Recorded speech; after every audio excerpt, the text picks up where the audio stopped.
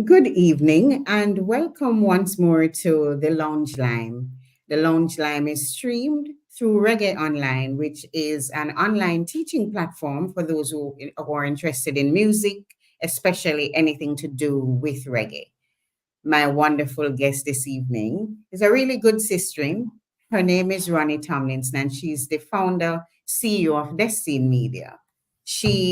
Which means she does PR and publicity for any artist you can name. I'm joking. But under her belt, she has Buja Banton, she has Get Your Youth International, she has Kabaka Pyramid. Ronnie, can you help me out? I'm just naming the ones that come off the top of my head. Thank you. So also Sean Paul. I have also I'm working with Quanda Joy now. Um, quite And a you few. have some soca artists, don't you? So I just landed, yes, Kess.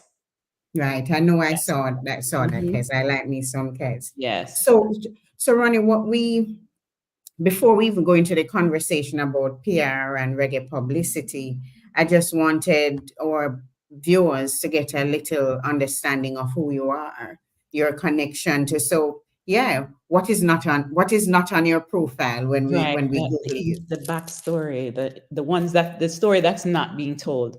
Um, so I started out in healthcare field. Always loved music. I remember, and I give thanks to my parents. Always keeping an event, always playing music in the house, always singing. It was our moment of joy. Music Mhm. was just that moment. We celebrate whatever it was. But I just never saw music, especially growing up in that household. Music to them wasn't lucrative, right? It was, Ah, sometime you will make, sometime you may not. So you better find a 9 to 5 or find a profession. right. So I started in healthcare, and I thought I was going to be a pediatrician, and was in healthcare, and it was fine. It was good, but I was always loving the music and so forth. So after healthcare, I went into finance. I started to work at Goldman Sachs, and that was just like an opportunity now to expand, but to get into Wall Street and thinking big, grand. And that same year, 6 months later, the stock market crashed and they laid everyone off. So at that time, they gave us a severance, and I decided, well, I'm gonna go back to Jamaica, and I'm gonna keep an event for Manchester High School.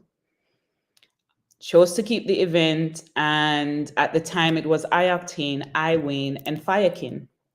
Mhm. And this is the first show in Jamaica that I'm keeping, and so naive, and but so proud and so happy, and whatever it takes to make this a success, I'm going to do it.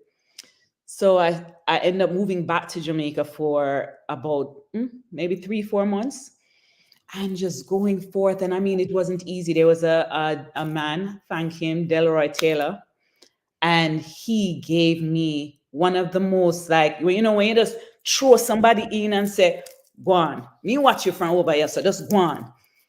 And he Mhm. just threw me in. I remember would drive, and he might tell me, say, no man, me not come out of the car for put up the light, put up that board. You have to do it. And me a pound board, me I do all the necessary things to make this event successful. Fast forward, the event went on. I even had to move the locations a few times. But at that moment, I realized that although they were popular on the island of Jamaica, Mhm. they weren't popular and I was only thinking of New York. I, Right. they weren't popular in New York. The big, at the time, I remember Iactane was like, you saw the fire, and wherever he performed, it was just Mhm. huge. But that wasn't happening in New York. So during one of the rehearsals, I remember saying to him, would you be interested in being some sort of promotion in New York? Because people don't really know you. And he was like, no, man, I'm a good man. I'm good in due time. I'm good. I was like, all right, no problem. Let that alone. But his manager at the time also overheard that. After the show was finished, had no idea what exactly I was going to do. Still laid off, fixing up the resume. 3 weeks later, his manager called and said, you know what? We would love to take you on the offer. Would you be willing to manage Octane from the United States? And I said, I have no experience, I have no clue, but I am willing to do the work and to put in. If you're willing to help me along the way, let's go. Mm-hmm. That was it. So now it was for me now, me start take class. What is it to be a manager? Right? Because now me a manager. So what does it take? And during that process, one of the things that it took was you need to build a team. And Yeah. that's where I started to build the part about a publicist. So I remember Uh, hiring a publicist, but the way that she worked was something that I was like, nah, it has to be different. It has to be different. So that is what sparked, for me. what you're, but I'm very curious. What should a publicist not do? Good question. So what it was, what the publicist who I brought on was doing was more like an e-blast, right? So she Oh, would okay. do the e-blast, she would write the press release and she would do a blast, and she would schedule a few radio interviews, right? And that's it. And that was it. Okay. And to me, it just seemed like there should be more. So I started to take classes in PR, in public relations, and I also took a marketing class because then I realized that what I was offering Octane when I was back in Jamaica was more of a marketing approach. I was Right. coming to say that's what I was thinking, but I didn't really know the term. So I was looking for the promotion, for the flyers, for the billboard, for the CDs. How do we get that out? That's what I was thinking. But from a public Mm-hmm. relations standpoint, it's a little bit, it's different, right? And Mm-hmm. what I wanted when I brought this publicist on, I wanted to also make people relatable, to the artist. I wanted people now to really fall in love more than just reading something, but get to know him. What can we do that we like about Octane, right? So whether it was the hair, the space in the teeth. I remember one time we did something with it was a dental location, but it was an event. You know what I mean? So Mm. just different ways of people interacting and falling in love and becoming relatable was what I was looking for. So yeah. While you were talking, there were a couple of things that I picked up. One, you tell a good story. So one of the things we say to students a lot when we're teaching them about their brand is the importance of learning to tell their story, Mhm. in a way. I just wanted, as a practitioner, for you to just capture for me, like almost like an elevator pitch. What is PR? So PR is the package that you create to make the world, to sell to the world, right? To get the world to bite and to say, this is mine. PR is basically a package that you create and the world fall in loves with it. So whether it is the phone, how do you Mm-hmm. create that package? Is it that apple? And what do you tell about this apple? Right? What do you say about the apple? What do you say that makes people just fall in love with it? And also, what publications align with this Yeah. apple? So it's all a package that you create that makes people fall in love. Yeah. So you're cultivating a message about an individual or a Or thing. a thing. Hmm. Yeah. Yeah. Okay. So you actually have some exciting artists. So if a young person is looking on, they're saying, oh, wow, she has Sean Paul and Kabaka and she has Get a Youths International. They seem to be big names. Is it is it easier working with artists who are already big named than it is for artists who are just coming into the industry? It's a good question. So when I started, and this is for anyone who, so this is, I'm going to look at it from two folds, right? One, from someone who wants to aspire to be a publicist, and Mm-hmm. one for an artist who is seeking a publicist. So from the angle of an artist who wants to be a publicist, it is easier working with big names. That's just the long Okay. and short. It definitely is easier. It's a little bit, it gets your foot in in the door a little Much faster. easier. Right. Mm-hmm. So yes. Now for an artist who is seeking a publicist and you see the big names and so forth, for me, the joy is working with the young artists. From a Okay. PR standpoint, working with the young artists, because it's as if you kind of get to mold them, you get to introduce them. It's a joy, you get the high, right? When Yeah. the artist is big and yeah, you have some doors to knock, but it's a little bit different. You know, you don't get to see it, the growth. You know, it's like the I appearance. completely get you. I Yeah. get you. I get you. But isn't it a little disheartening when you go? Because I've had the experience of working with the bigger named artists, but also with young ones who are just entering. And isn't it a little daunting for you when you knock on those doors with the young artists, even as they know that you're a publicist for these big ones, so they know your track record? How do you manage that? You know, the type of emotions that go into it, Yeah. trying to convince them. So it really comes down to, like, they have something in stocks, right? Seasonality, right?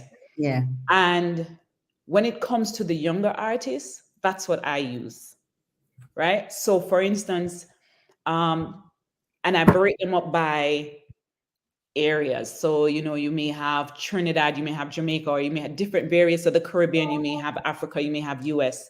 But what is going on in these markets that can Mm-hmm. possibly, so for instance, in the US, in the month, during the month of June, is Black Music Month and Right. Caribbean American Heritage. It's a perfect opportunity now for me to possibly get in with some of the major, right?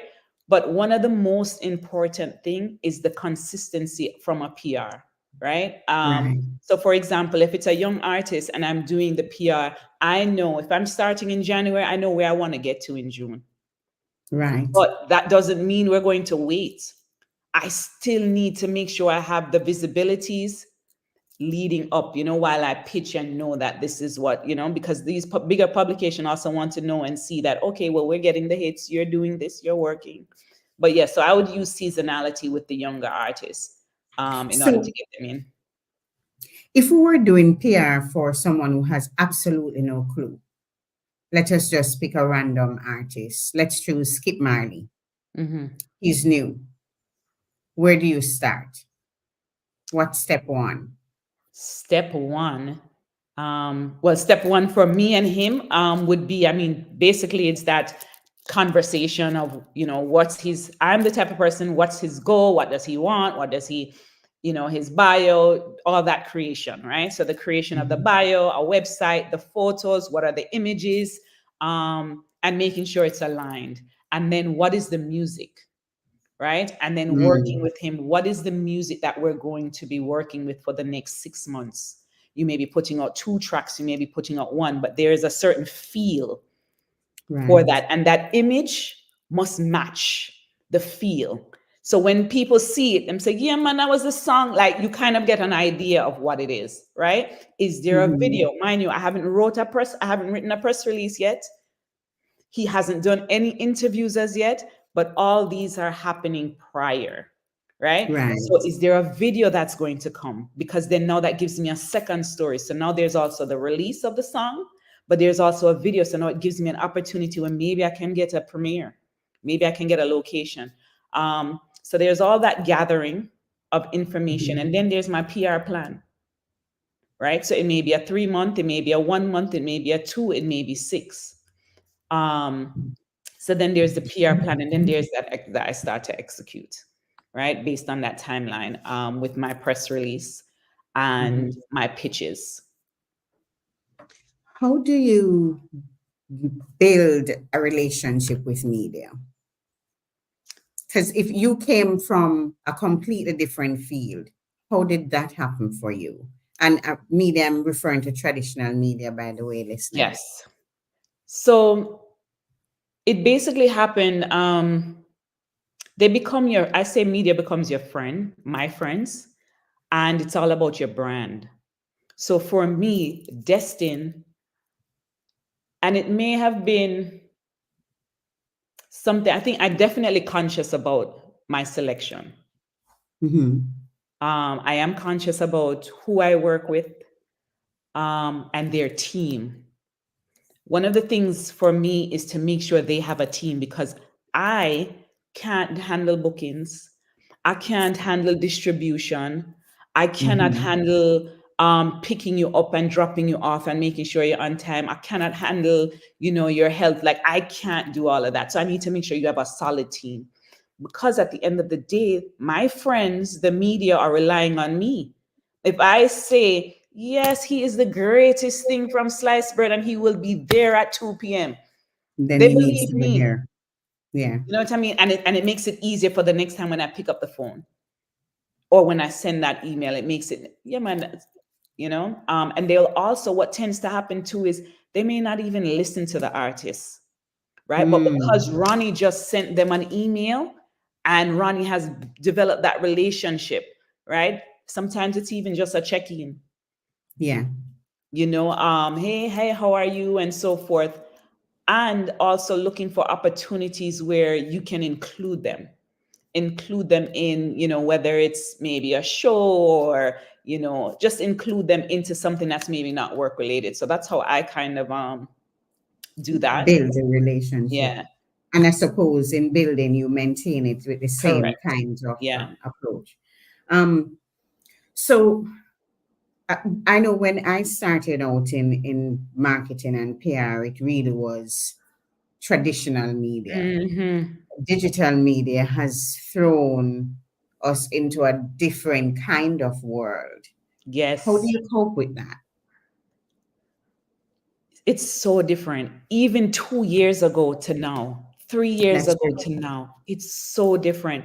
I just had a call today and I said to them, press release are important. They're still important, but the way how media has become, I feel as if social media has become media for so many, Yeah. right? Feel that And it's leaving the traditional media sometimes. yes, and the clients want that, right? Mm, Even if it's in the newspaper, they want to see themselves on social media. They want to see their momentum on social media. yeah. So what for me now, what it is creating momentums around a story. Okay. I was having a conversation with an artist today, well, his manager, and they're about to go on a tour.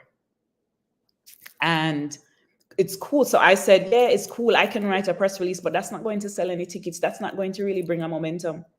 It's not that way anymore. We need to figure out what's that experience and then sell it to media. In Mhm. addition to that experience, how do we then put that on social? So it's Right. that type of a thing now. PR has become, it's like you have this jigsaw puzzle and you need to put this there and put this there and all right, voila. So, when you say it's so different, when people ask, "Well, do you have a TikTok account, or do you?" I remember when Snapchat came, I was completely confused. I'm still not snapping. So when you speak to an artist about their platforms, if you do, what do you use to guide them? I have some of the most difficult clients when it comes to social media. They have all just got used to Instagram, right? Finally, they're good with Instagram, but you see TikTok, um, it's hard. They are, and I think it's a culture thing as well, where Yeah. they feel it's invading privacy. I have to, because based on what they see, I have to know what we are telling them. I have to show them inside of the house. I have to show them when I cook. What are you telling me? I have to dance. Like they see it that way. Mm. So it's a matter of educating them and showing them, you know what, you're human. And there's way that we can capture content to just show that side, and that's all we want to show. Right. So it's that way of showing and kind of navigating a way that's easier for them, that it becomes natural. Do you have to, a lot of people will ask, is the artist posting for self, or do you have someone who is managing these accounts? So all of my clients they now have access to their social. They all Okay. have access. But sometimes I also have access, but sometimes it is, you know, um, because they may be, in route, and they may be traveling or something, and there's that peak time that we need to post. But I think, yeah, so for the most part, so yeah, it's balance, depends. So it depends, but Yes. all of my clients have access. Yeah. Um, Okay. I would suggest though that as artists, you do have both, and you run it by, depending as you start to grow and you start to build, Hmm. you run it by. You definitely want to keep it personal. Some of Yeah. them will not give it up. They won't. They want to still do it. Massacre is one.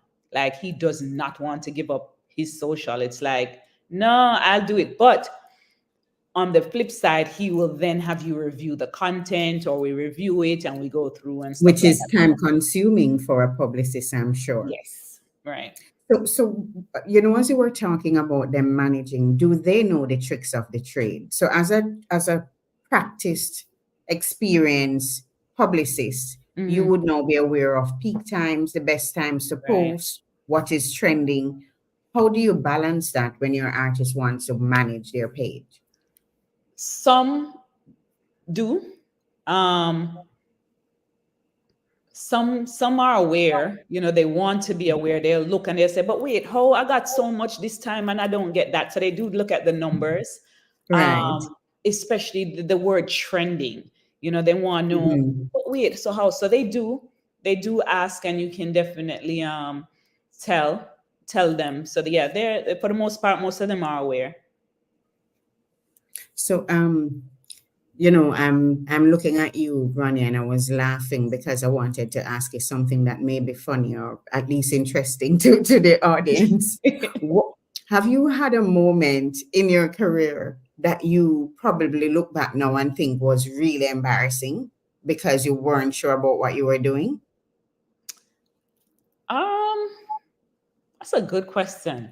An embarrassing moment because I really wasn't sure. I wouldn't say an embarrassing moment. I had a moment where I was thrown in and I didn't know what would be the outcome. Like, Mhm. it was the first. So I'm a person who don't like public speaking. Really? And You do good at it. thank you. So I don't like public speaking. And I remember the year when I was handling the PR on the Love and Harmony cruise. And during that moment, we had a press conference, and we were doing this press conference and so forth. And there was a gentleman there who, from Trinidad, that was there. And during the press conference, he was talking to, I think he was Mr. Vegas or something. And he said, yeah, because, I think this is a perfect opportunity for me to just let everyone know that Buju is going to be doing the first concert in Trinidad. Oh, I And remember it was that. like, what? And heads turn, and right. So we're at sea, and I'm like, oh wow. At the time, I am not Buju's publicist. So I am PR, and I'm just doing this, and they're talking, and I'll never forget Richard, who used to be at Observer. Richard fly out of the room. A next PR writer flies out. So me, I said, but wait. what is going on? So my press conference mash up done. Because you're going to write the stories. So who in the library, who find Wi-Fi? And I'm like, oh my, And I remember leaving the stage, no Ghana production room. So I was like, wait. Then I get a call. So we had a ship phone, and the organizer says to me, you've got to have another press conference in an hour. You've got to get all the press into the room, have to have a press conference, and you have to let them know that unfortunately this is not the case. Oh, that show will not be the first show. And we need to make sure this is corrected. And it was just like, oh my goodness, no, we have to do this. But the whole time for me was like, I need to speak. And cameras is up and this. So it was one of those things where I didn't know if I was going to fumble. Was I going to mess up? So there was just the nerves. It was the nerves. And the next time with the nerves was Long Walk to Freedom. Oh, before we go there, because you and I could share that experience, but before we go there, that nerve that you get when the press is gathered and the lights are on you as someone who is usually behind the scenes. Right. I understand, but how do you keep your cool? Do you use the same strategies you give to your clients? Yeah. I think for me, I tell them, my clients, but they're not nervous. They don't have nerves when it comes to public, and because they're used to public. They're used to it. But for me, I just use the thing. It's going to be over soon. It's going to be over soon. It's not going to last forever. It's going to be over. You're going to get to that finish line soon. Ronnie, that's such a good point that you make, because I never thought about it, the position that publicists or public relations practitioners get placed in when you are now in front of the camera. Mm-hmm. And you have to speak, and often to correct something that you had absolutely no hand in. So speaking of that, I have to confess. So Long Walk to Freedom, I met you on that. Yes. I was doing some work on the Jamaican side initially but I had an experience, Ronnie, at the press conference for Long Walk to Freedom. I don't even remember if you came, but all I know is that everybody, and Anthony Miller in Jamaica is really shocked. Right. And he said, he kept touching me and he said, Coleen, is he really going to come? And I didn't know what to say. And I kept saying to myself, is he really going to come? And I started asking myself that question. And now everybody, like everyone in the room, was giving me the mic. So I remember taking this mic, and I'm saying, what am I going to say? Like, what do I say to the person who all come here to see Buju Banton after not seeing him for so many years? Yeah. And I don't know, but something in me, something triggered in that moment. All I remember was that I said, I feel it for Buju. That's what I felt. Yeah. It was my genuine empathy that chipped in. So by the time I walked up to the stage, I was saying to them, if you're away from people for so many years, because I in the moment, I genuinely felt like that perhaps you do not want to speak to anybody. Yeah. And I'm just asking us to just tap into our humanity and understand and forgive us. And we're open for questions. I remember that's all I did. And they'll probably think that girl is lying. But it really was what came to me as I got the mic in my hand. You can tell them you're a part of that story. Yeah. So there was a part where, so basically with Long Walk to Freedom, it was that same thing where you just know everyone is there and the room is packed and the energy was just so vibrant and bustling, and 15 minutes passed, 30 minutes passed. And I mean, it's going and people are talking and I remember Debbie Bassoon was up and she's talking and we all do a line of, she all sing up a piece of Buju song. We played videos, repeated videos. And it was just the part now after where I just became, oh my goodness, it was, so that once again put me in the light where now you have to speak. So it was after that was done. Now it's all the interviews. So, and you're now speaking on his behalf. So that is a part of PR that just I don't really like, but I've been able to upfront. And I mean, Bujo has been the one to put me in that position. You know, even when we went to Trinidad, it was Bujo's not going to attend the press conference, but Ronnie You will. better do it. You know, so it's those moments.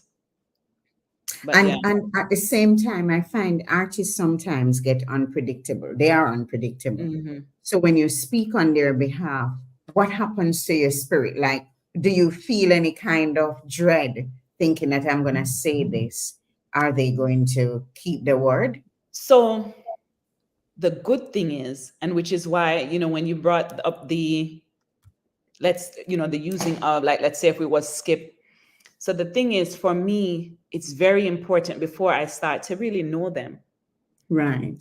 So I'm confident enough that I can speak on their behalf.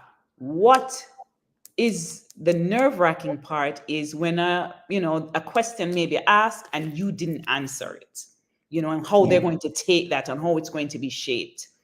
That is the nerve-wracking part, the part that I'm a little worried, but I That's feel interesting. confident for majority of my artists to speak on their behalf. Well, when I was in radio, what I remember was planning my show twice for Mm-hmm. Berries to be the special guest. I was young. Mm-hmm. I was completely starstruck.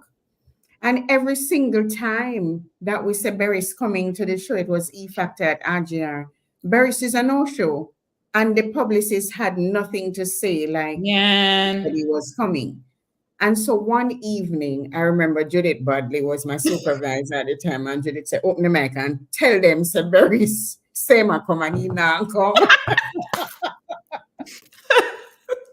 And I remember we just opened the mic and I'm like, "Oh, no, no, say, Berries, someone same I come and he just not coming." And I remember after the interview, Berries said, "My girl, say, studio me there." And somebody had tell me, "Studio me there, man, you should have called me." And I thought to myself, but that's not my job. But Right. it was the publicist who, at the time, it wasn't even his publicist. I don't recall ever dealing with a publicist for Right. Barry's. It was his manager at the time who was making the apologies. But Right. I knew an artist like that I'm not going to rely on for radio. Yeah. What if you, as a PR practitioner, get that type of No, artist? man, that has happened. That has happened to me where, you promise and they're expecting and they're waiting and there's a no-show. That has happened. Even last week, it happened.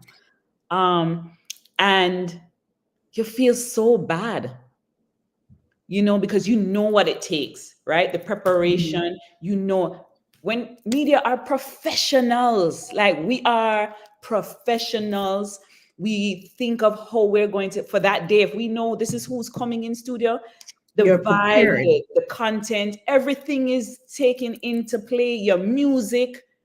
So for that to happen now, it's scrambled. So you feel bad, Yeah. and for me, I'm always one who try to figure out a way to make it up. Like we have to Yeah. do double, triple. We have to figure out how to make it up. That's why we vibe. Yeah. Mm-hmm. But I'm thinking of the nuances of media and artists, and something you said when you started talking about how you actually taught yourself. You took Yeah. classes. What do you do now to keep updated? And I can give you, for my own self, I tell everybody I'm a fossil. Like, social media actually is scary for me. And Mm-hmm. so I sort of pulled back from PR and publicity because I wanted to focus on what I think I'm best at, which is to Right. write, and allow people who do those other parts. If your strength is not in tech as a publicist, what do you do? Yeah, you hire someone, or you go and you educate yourself in that market. Because it's moving so fast. My son is, when it comes to, there's a big world of podcasts now. Huge. Mm-hmm. Podcast is so important. My son is my go-to. Like every other week, he has to send me or keep me up to date with the podcast. And I ask him for 3 lines, just to give me the vibe and the energy of the podcast. Or Mm-hmm. I'm always reading about PR, and I also join, like a PR, there's like PR groups or clubs just to kind of get information on what's trending in PR, different tools that they're using, because of course there's now, the database and all type of stuff, different tools that people are using in order to help, their client and propel them in the market. Yeah. You mentioned podcasts. How is that related to PR and your artist? So I'm, for me, in as publicity with my artists, I want people to know them. And my artists don't like it. They just feel that they just want to sing and that's it. So how do Okay. I kind of get them to do it? Is a podcast, sit down and chat. Let's talk, right? Ah, Because things, your vibe, your energy is going to come out, so you know. whose podcast is it? Oh, so like different people. So whether it will Okay. be like like what a podcast on Apple Music, or if it's, like the Fix, or like just different podcasts, but it has to be a podcast that's fitting to the client. You know what I mean? Mhm. But yeah, so just basically podcasts that they can show and highlight their personality or different things. And as well, it gives me content, right? So if, Right. if my client is on this podcast, they're going to give me at least 3 videos of Oh, sound bites and excellent. stuff like that. So that's content that I can now see to, through social. So yeah. Ronnie, I think when I met you first, I don't know why in my head I was thinking I met you first for Long Walk to Freedom. That's actually not true. We were on a panel together at That's some point for right. Jamaica Music Conference, Conference. as in women in music, and Yes. looking at, and I think at the time you mentioned being a single mom. Yes. And you mentioned your son, and I Mm-hmm. just wanted to talk a little bit about how Oh, you navigate that and bringing your son into your space. yeah. Yeah. It wasn't easy. My son is in college now. He's a junior. So my son was all right. So as a single mom, I wanted to keep him very active. Mhm. So I put my son basketball, football, um, everything, music, Then as he started to grow, I kept it going, and still had a high demand on him, right? You have to have at least an 85 average, nothing lower. And I'm also going, and I'm expecting him. I check in, go, go, go. But I didn't communicate well. He just knew what I expected. I was working, and that's it. Let's go. We got this going. I tap in. You did the test, you did this, you do that, all right. And that's how it was going Yeah. until, a couple grades just coming in, and it was like 77. I'm like, wait, what happened? What happened to the deal? What's going on? Like, this is not working. And punishment, take with this, take with that. And then one day he came, and I don't know if it was like a 78 or whatever. And I'm like, Justin, this is not going to work. Like, I don't understand. This is not going to happen. I'm going to take you out of the school. This is that. And I'm in mode of just trying to fix the situation. And he broke down. He Mm. broke down to a point where it was just like, Mommy, I can't do this no more. And at that point, I realized that, I held him, but I realized that sometimes, well, for me as a single mom, and trying Mhm. to, because you're also in a profession that the check can't stop at any moment, Right. right? So there was the fear of losing the check, and the fear of him failing or me failing him. But only how I know was just keep going, and that wasn't gonna work. When he turned around and was like, I can't do it anymore, it was just like the break point. And after that, that's when the communication started. him understand. Because at one point, my son didn't even know what I do. It's like he didn't even know. It's just like, mommy, yeah, man, she doing something. He had no clue. But he said that too. It was more as if he was feeling like a robot, and I was operating like a robot, right? Mm-hmm. So now with the communication, like he is such a huge source. He's very Awesome. knowledgeable. He has information, and it helps me, especially as the next generation, right? And keeping Mm. my clients tapped in, That's to that new awesome. stuff. Yeah. That's really awesome. Because, we see musicians bring their children into music. Hmm. And sometimes I don't know how much of it is planned or it is just what the children are seeing, what they get exposed to, what they're Right. encouraged to do.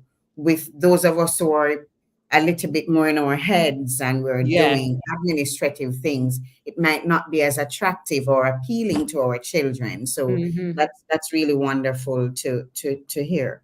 So how big is your team, Ronnie? Like, do you have a big team or is it a one-woman shop?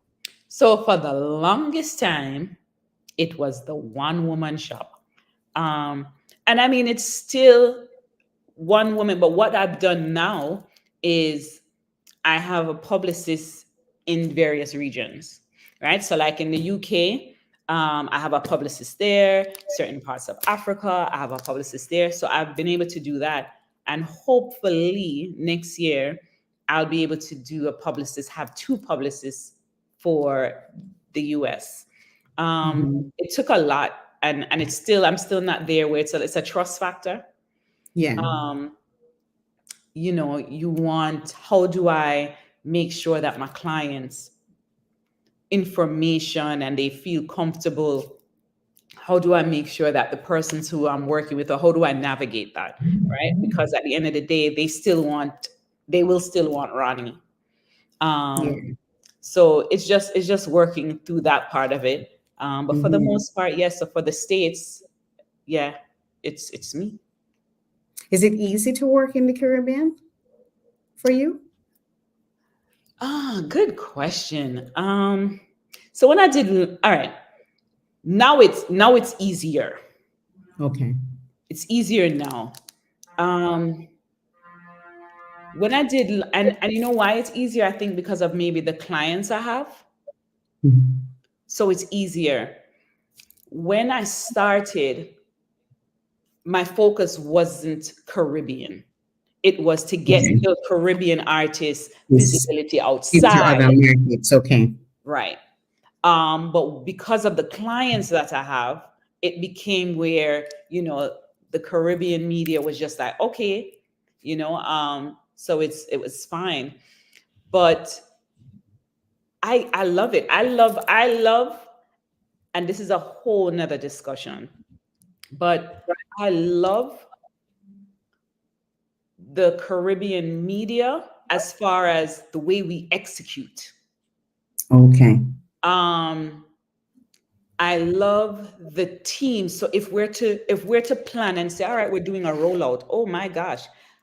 I've seen big labels do rollout. And when we go to the Caribbean and we do a rollout and I press this, like it's nothing compared. The Oh, extra. we really do press conference. Like, wait, you want us to show you? So I must say that they don't have that. But one of the things, and this is what I'm saying is a whole nother topic, is I would just wish that our artists embrace Caribbean media just a little bit more, right? I Hmm. just wish that relationship was a little bit better, and from both sides, you know, um, I just wish that was a little bit better. But Yeah. yeah, I wonder what's the root of that. I mean, there is the idea that no one is king in their own country. So I think sometimes too, the Caribbean press is not recognizing the artist's worth until someone outside recognizes it. And then the artist who was ignored by his or her own people feel a little bitter that now that I'm recognized elsewhere, you won't come. So yeah, I've heard that, I've heard that, and yes. it has been. But Yeah. you mentioned something, and I quickly, how did you manage in COVID? Was Hey, business COVID was COVID was when the company shut. really? Yes, like COVID was that was when the company took a turn. Um, Nice. I think people were trying to figure out ways to one be creative. Mm-hmm. At some point, the artists still wanted to put out music, but they wanted to figure out how am I going to let people know because I'm not on the road, so they turned to PR, they turned to publicists um, at that time. So and what has happened is I've been able to continue and to hold on to those clients.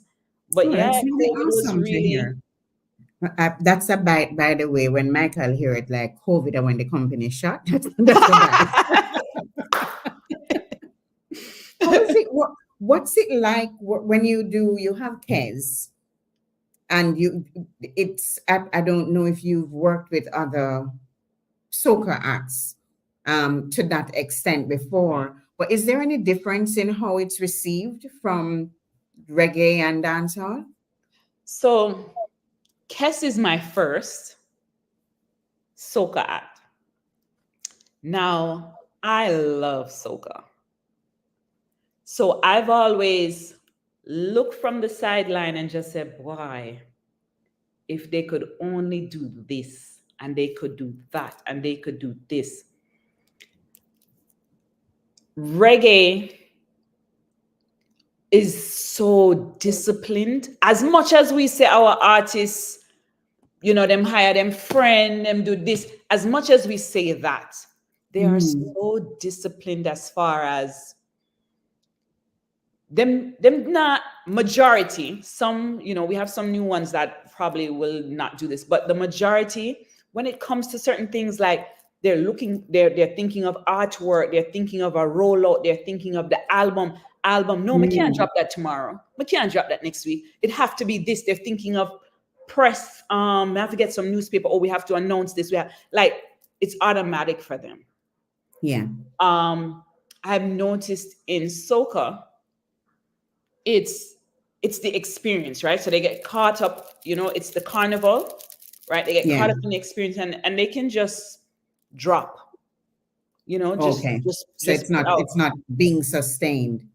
Kes now is like his team. He has a team, the structure, it's all there. And that's the things that I look for when working with clients. Because once again, I can't do the booking. I can't do, like, I need someone who is going I to just just, like all right, this is it. insistent.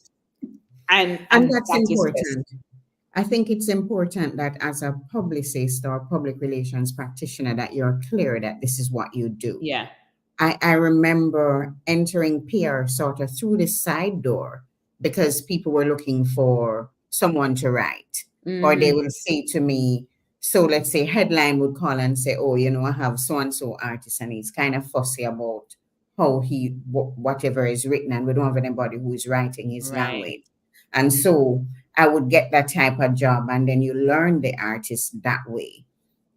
So over time, when you say you manage a peer, I have to hats off to you all the time to Hmm. manage all of that on your own for such a Yeah. long time is just absolutely remarkable, Ronnie. And I don't know if I've told you before. I might show you, but Yeah. just to let you know that I really think you've done some wonderful work.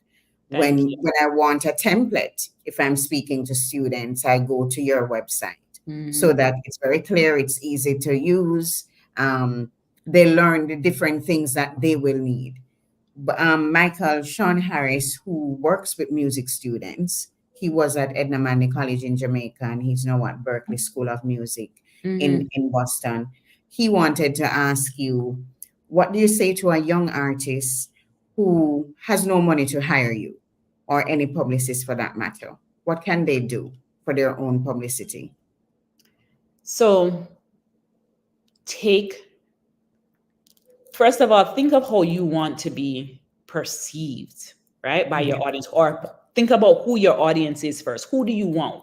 Who do you want to be your audience? Is your audience, young teeny boppers? Is it, a mature crowd? Like, who is your audience?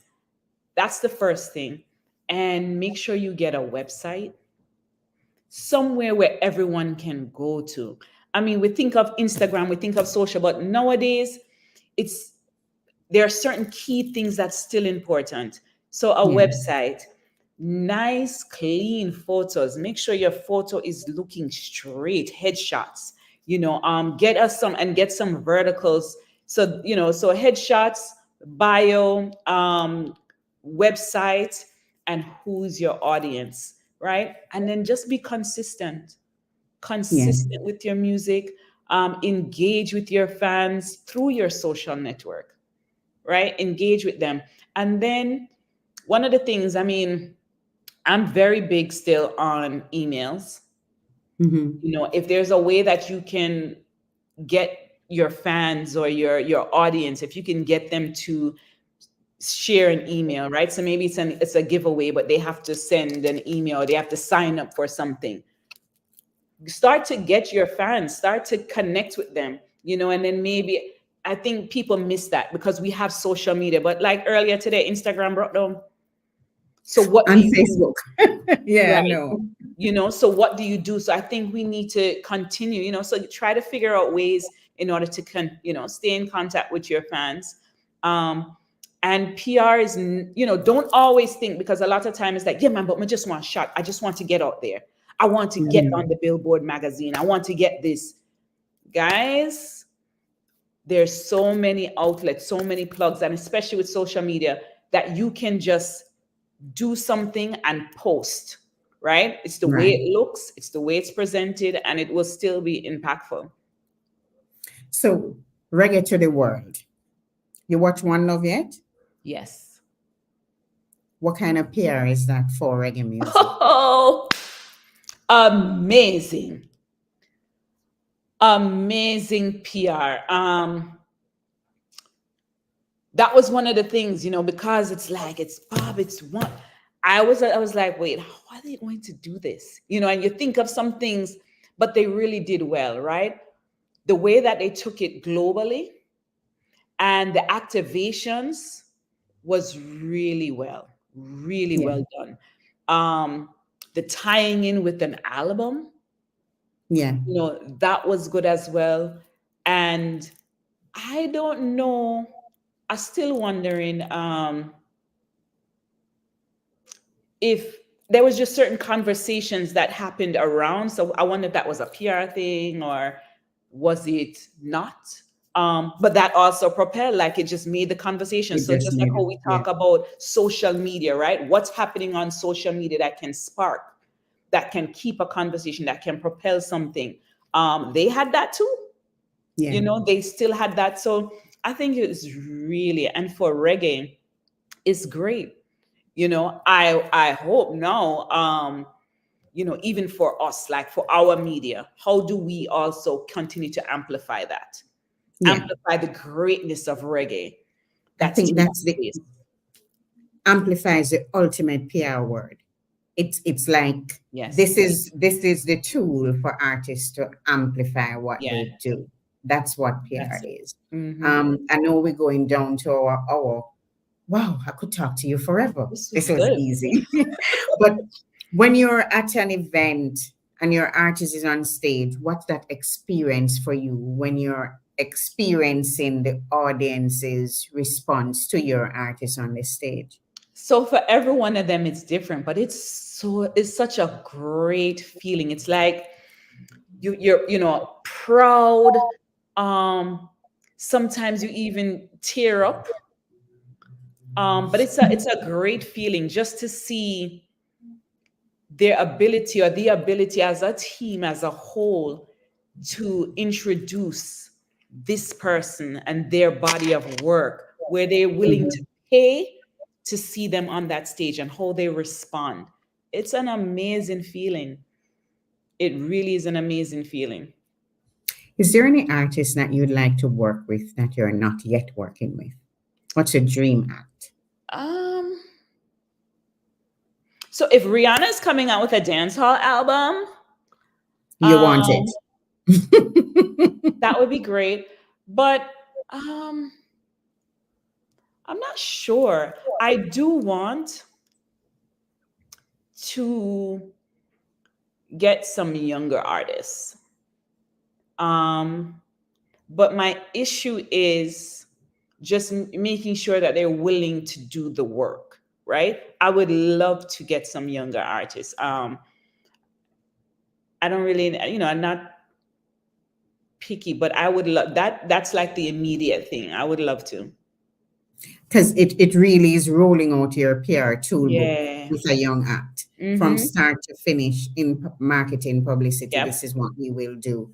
So Mm-hmm. it is a good template. For a young person coming into public relations, especially for Caribbean artists, reggae especially, what advice you have for them? Boy, you have to network. I didn't like networking. But if you do not network, it's going to take longer. Mhm. Possible internship with a PR company will also help. Um, for me, I didn't do those. It kind of was just like head in. But I think those two things would definitely help.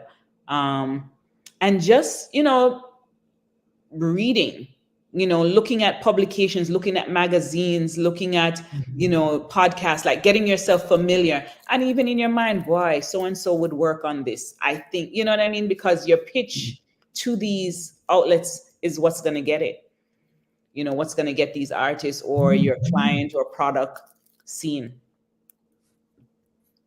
Thank you. Thank So, you. thank you, Ronnie. Michael, you're with us for a minute. You can, if I'm comfortably going to say that if you're not seeing on the screen, you can find Ronnie at Destine Media on all Yes. platforms, Ronnie. Yes. Destine Media, and there is also her website, Destine Media. And of course, Reggae Online, we're on all platforms, Facebook. ReggaeOnline.com is the website. It's reggae-on-line.com. TikTok. Michael, we need to talk about TikTok. So IG, Facebook, YouTube, X, that used to be Twitter. You can find Reggae Online. We've been speaking to Ronnie Tomlinson, or a PR magician. A PR magician. We're really happy to have you in the industry representing Reggae, Ronnie, Thank and you. and now expanding to soca. Yes. Let's talk some more about the young people who you could get on, and perhaps even workshops for you younger artists through Yeah. the Reggae Online platform is Mm-hmm. something we can think about For a sure. little bit more. So, anything you want to say before we go? Thank you for having me on this platform. And you mentioned workshops. Listen, I will make myself available. If there's any artists, if we need to do some workshops, I am there.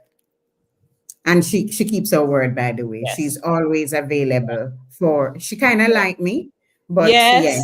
she also loves the music that much. Yes. So it is March 8th is International Women's Day. So for March, what as much as possible for Reggae Online, what we're trying to do is highlight women in the music industry. And so we're pleased that I think you're second. Is there a second, Michael? Is there a second week? Last week we had Joan Webley, who was looking at copyright, IP generally. Nice. But Ronnie, it has been a pleasure, as always, to have Thank you. you so much. I look forward to seeing Sean Paul in Boston, and you Yes. send the ticket squared to me so that I can be there. Thanks again. All right. Thank you.